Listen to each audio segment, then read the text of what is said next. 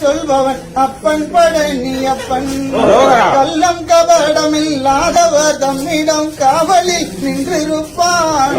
நம் கால்நடையாய் வரும் மானிட ஜாதியை கண்டு கழித்து நிற்பான். துள்ளி வரும் வடிவேலுக்கு மேலொரு ஜோதி பிழம்பும் உண்டோ?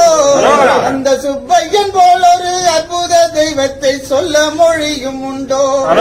வெள்ளி முகம் 12 கண்டவன் வேறொரு சொர்க்கம் உண்டோ? ஆண்டி வேஷத்தில் ஆயினும் வீரத்தில் ஆயினும் வேலனை வெல்வதுண்டோ? சித்தர் வணங்கிய சேவர் கொடியோனை சேர்ந்து வணங்கிடுவோ?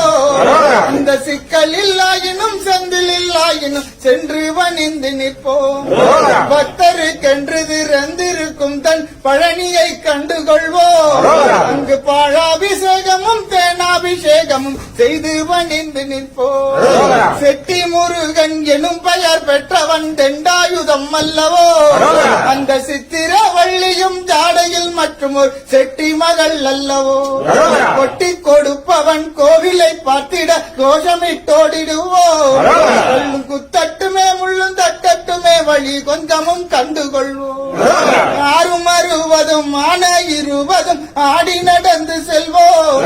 சில ஆனந்த பாடல்கள் வேலனை பாடட்டும் அன்புடன் ஊந்து செல்வோம்.